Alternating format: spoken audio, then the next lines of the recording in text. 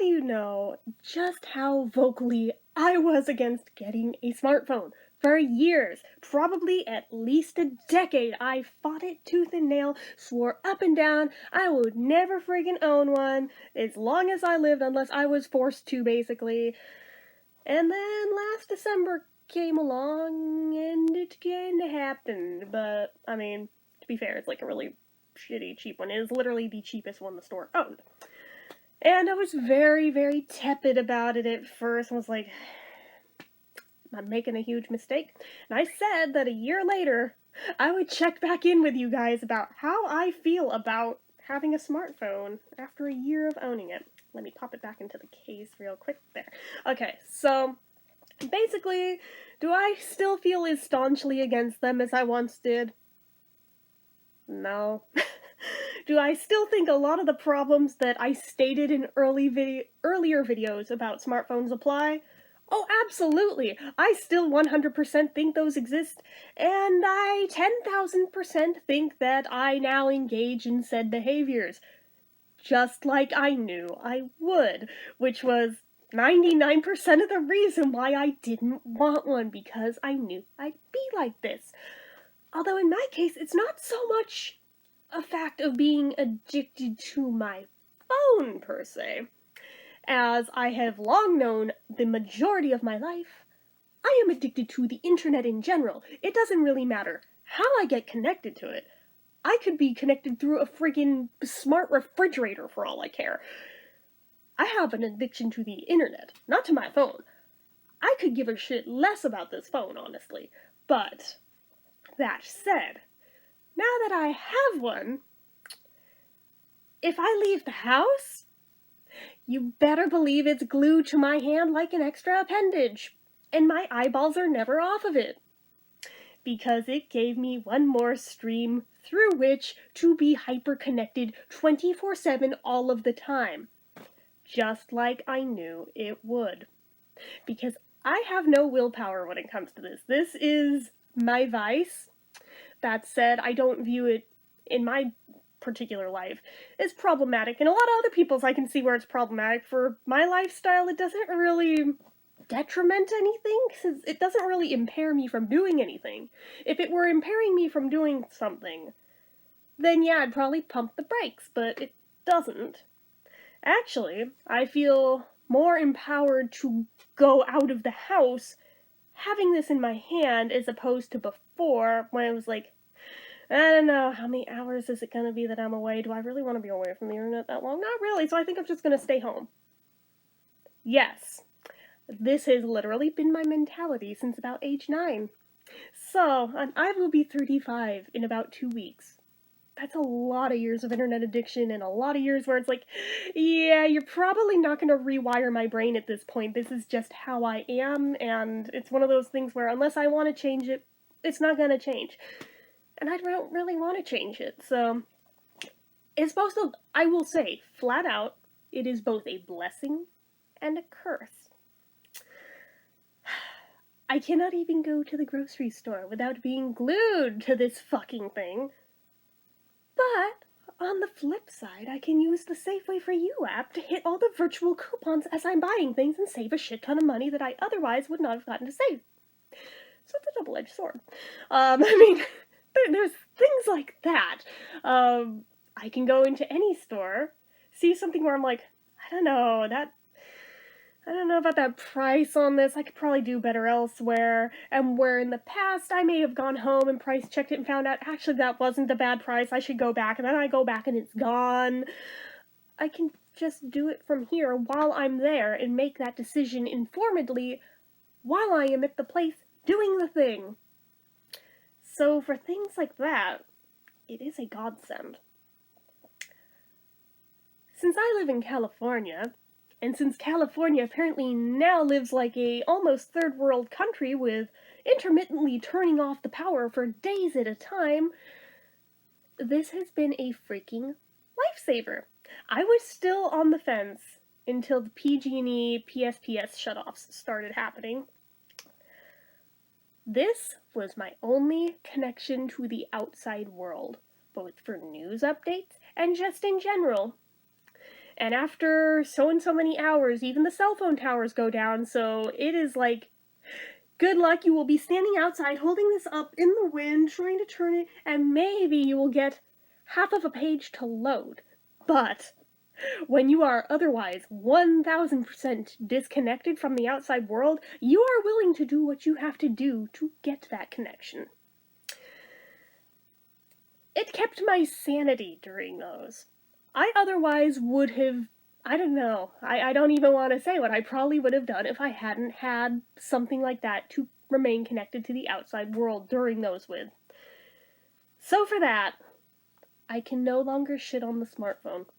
I really can't, because now I'm like, this has multiple times now been a lifeline. When I went to Arizona, I took a Greyhound bus and it was a 21-hour drive. I would never have done that if I didn't have this. But because I had this in my hand, and I had my connectivity to the world, I felt brave enough to do that. I otherwise never in a million years would have felt brave enough to do that. Especially doing it alone. Yeah, for me, that is a big deal as an agoraphobe. That never ever would have happened if I hadn't had a smartphone, both be checking, make sure I am on the right bus, make sure I know how many stops until the one where I get off, this, that, and the other, as well as just keeping my sanity in check, as well as being able to stay connected to people who were keeping me calm during that ride. All of that. Godsend material. Now, this particular phone, sure, I would be quite happy to drop kick it off the top of a 20-story building because it's a piece of shit. I did not know when I bought it how much I would realistically use it. I did not know what I realistically needed out of one, so I bought the cheapest one, thinking it wouldn't matter, figuring as long as it does like Twitter, Facebook, and Instagram, and I can open a web browser and has a camera in it, I probably don't really need anything else, do I? So I bought the cheapest one with like no onboard memory and the shittiest camera available and just everything lowest specs you can possibly get because it was cheap. My monthly payments on it for 2 years are only $8 a month. That part appealed to me. Now I am realizing, looking at the ones my parents got, I really should have bit the bullet and just gotten the expensive phone. They didn't get iPhones, they have Google Pixel 3s. After seeing the things those cameras do, even if for the camera themselves, I really wish I had gotten that. Yeah, it would have been a bigger chunk of my money every month, but I would have overall been a lot happier with the device that is in my hand nonstop. Because this, even with buying a micro SD card to go in there that's like 256 gigabytes, the onboard memory is still like 16 gigs, and it's terrible, and there's certain things it won't let me move over to the card, so it constantly is running out of memory. And when it does, it slows to a brick crawl. And there's not a lot I can do there. So I still can't put very many apps or anything on it, and I can't do much with the camera because of it. That upsets me.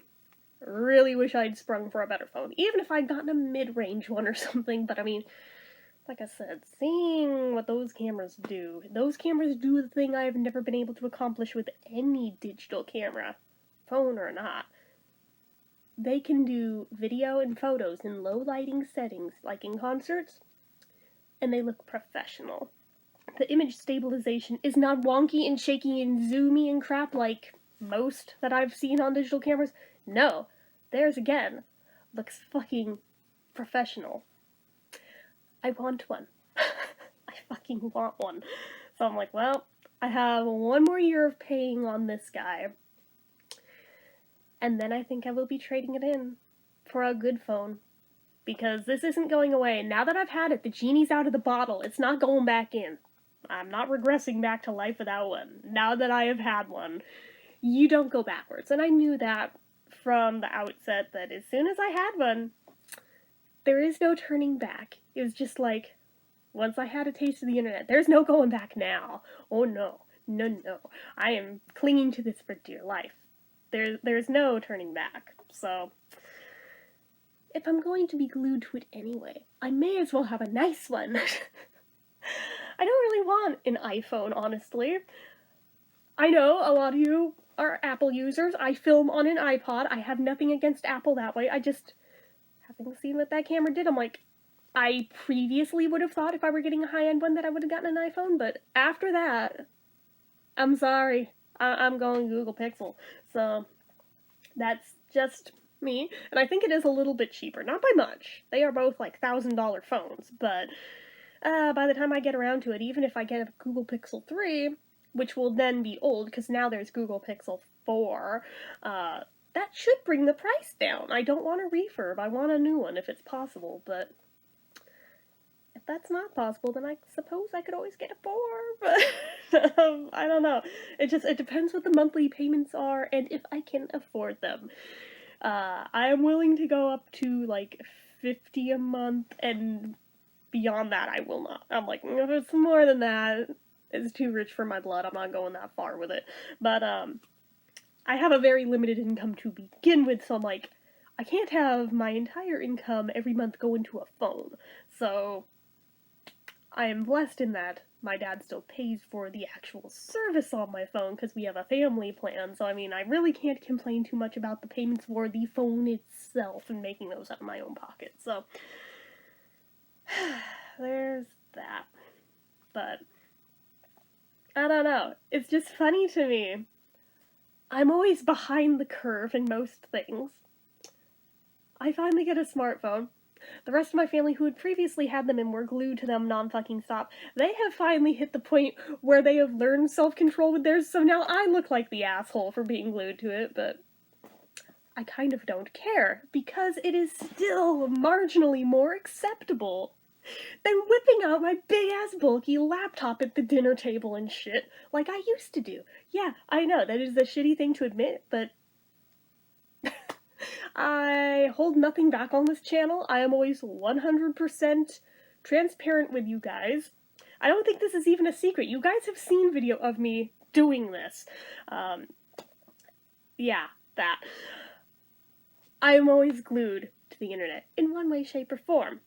But, since having a smartphone, if there's like a family dinner, yes, I will have my phone on and out, but it'll generally be on my lap at least, and I'll at least try to mostly pay attention to what's going on around me, just occasionally glance down at it. Now, unfortunately, my weak point is that I am still the slowest mofo ever with typing on a touchscreen. So to send one message is like a 5-minute to 10-minute endeavor for me, depending on the length of the message I need to send. So, while it may look like I must be doing a crap ton of stuff on my phone, it's like, yeah, that was all for one message. Yeah. If I were just, like, surfing on here, then it would be a quick thing, just put it down, go back to conversation, but, well, I'm trying to actually type, like, I suck at it. And I don't know how to get better at it. I know, do it more, but at the same time, I'm like, it doesn't seem to be improving even after a year, really. I've gotten to where I can use both thumbs on it, because remember when I first got it, I was like hunting pecking with one finger, and I was like, oh my god, on a smartphone, I am what my parents are with an actual computer.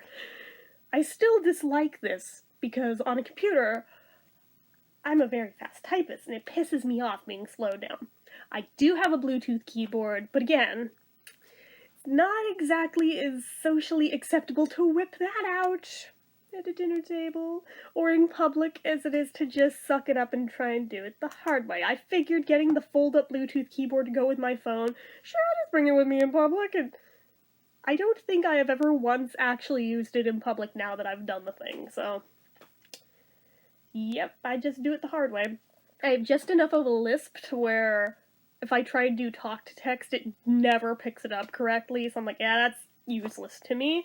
Plus a lot of it, sorry, I really don't want to be saying it out loud, since a lot of what I'm doing on my phone, nerdy though I may be, I still play my roleplay games online, so with those, I'm like, I don't want to be saying all of that out loud, thank you very much, so, that is private. I kind of just want to do my thing, but god, anyway, yeah, it basically just gave me another avenue with which to imbibe in that constantly, but there you go. There's my other addictions. Not just the internet, but those specifically. But, and those have been going since 15 onward. But, yeah, again, I'm set in my ways, and unless I want to change them, they're not getting changed. I am aware of this. My family have long accepted this. It's like a running joke to them. They don't care. It is a running joke. It's just like, oh, well, she won't go to da-da-da because there's no Wi-Fi there. But, this has been the joker. Oh, she can't bring her computer there, so she won't go. Yeah, except now I got a phone, so now I do go. And it used to be, oh, well, if there's nowhere to plug it in, I guess she won't go, because her phone will die. Yeah, let's see, with that bus trip, I bought that big-ass battery charger, so I'm good to go. I actually leave the house and do shit occasionally. It's not always stuff worth talking about online, but I mean, I leave the house and do stuff now. I'm just, like everybody else, I'm glued to a phone now. So I have no leg to stand on to bitch about anyone else doing it now. So it's like, I notice because I do it too, it bothers me less seeing other people do it, but I am aware that, yeah, as a society, we kinda suck for being like this, but at the same time, do any of us want to change it? Fuck no, because like I said, genie's out of the bottle. There's no going back from that. Those are kind of my thoughts of where I'm at currently with my feelings about smartphones now. I don't think I have anything else to add, so I'm just gonna wrap this up here.